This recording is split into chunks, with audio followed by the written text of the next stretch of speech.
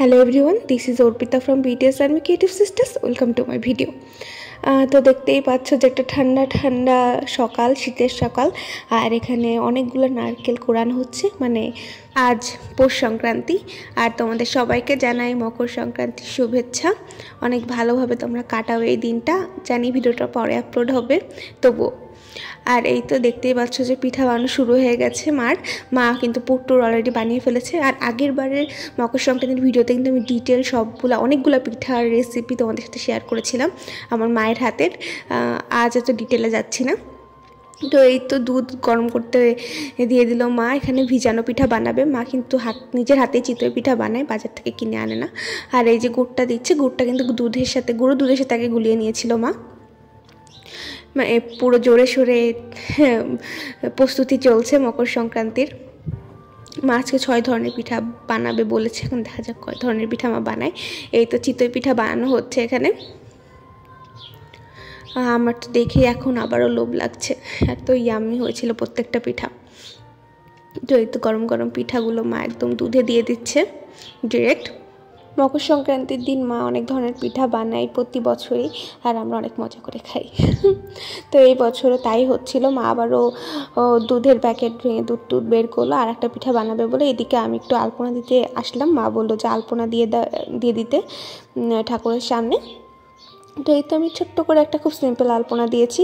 আর এই যে মা এদিকে পাটিসাপটা বানানোর জন্য প্রস্তুতি নিচ্ছিল।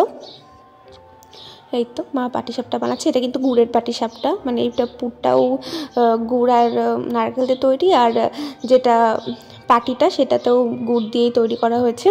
গুড়, দুধ, আরও অনেক কিছু ছিল হয়তো। আর এই তো কি সুন্দর দেখো পিঠাগুলো তৈরি হয়ে গেল। আর এই প্রত্যেকটা পিঠার ডিটেল রেসিপি যদি তোমাদের দরকার হয় তাহলে আগের বছরের মকর সংক্রান্তির ভিডিওটা একটু দেখে আসবে, ওখানে একদম ডিটেইলে শেয়ার করা আছে প্রত্যেকটা পিঠার রেসিপি। এখানে মা পুলি পিঠা বানাচ্ছিল, আর দুধ পুলি করবে মা, আর সাথে ভাপা পুলিও থাকবে। ভাপা পুলি সবচেয়ে বেশি পছন্দের পিঠা আমার। হ্যাঁ, এই তো পুলি পিঠা রেডি হয়ে গেল। এই যে দুধে ছেড়ে দেওয়া হচ্ছে একটা একটা করে। যদিও দুধ পুলিটা অনেক বেশি টেস্টি হয়েছিল, ইয়াম্মি। তো এই তো মা সার্ভিং বলে পিঠাগুলো দিয়ে দিচ্ছে। আর এখন বানাচ্ছে মা তেলের পিঠা। এই পিঠাটার নাম এলাকা ভিত্তিকভাবে নাকি চেঞ্জ হয়, তো আমরা এখানে তেলের পিঠাই বলি। দেখছো কীভাবে ফুলে উঠেছে, এত ভালো লাগছে যখন এটা ফুলে উঠছিল। এটাও কিন্তু গুড়ের তেলের পিঠে। আর মা 2 ধরনের পিঠেই বানিয়েছিল, মানে চিনির তেলের পিঠেও বানিয়েছিল আবার গুড়েরও। আর এইদিকে এখন মা ক্ষীরটা ভালোভাবে একটু গরম করে নিচ্ছিল, বা এটা খোয়া ক্ষীর বা এরকম কিছু একটা মা বলেছিল। আর সেগুলো একটু বানিয়ে নিচ্ছিল বকুল পিঠা বানানোর জন্য। এই যে এখানে বকুল পিঠাটা তৈরি হচ্ছে। বকুল পিঠাটা কিন্তু অনেকে চিনি শিরাই দিয়ে খায়, কিন্তু আমরা যেহেতু কেউ মিষ্টি খাই না, এই জন্য মা জাস্ট ভেজে দিয়েছিল, আমাদের জন্য চিনিতে দেয়নি। তারপরে মা পুজো শেষ করলো।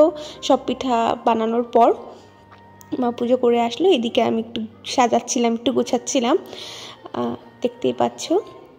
ভাবলাম যে একটু সাজাই, আর ছবিগুলো কিন্তু আমি তোমাদের সাথে শেয়ার করেছি অলরেডি। এখানে আমরা একটা ফুলের মালা কিনে নিয়ে এসেছিলাম এটাতে সাজাবো বলে। প্রত্যেকটা পিঠে অনেক বেশি ইয়াম্মি হয়েছিল। থ্যাংক ইউ সো মাচ মা, এত ইয়াম্মি পিঠা আমাদের খাওয়ানোর জন্য। আমাদের মকর সংক্রান্তি তো অনেক হ্যাপি কাটলো। তোমাদের মকর সংক্রান্তি কেমন কেটেছে অবশ্যই আমাদেরকে কমেন্ট সেকশনে জানাবে। I hope you all love to watch this video. If you like, please share and subscribe. Thank you for watching. Love you all.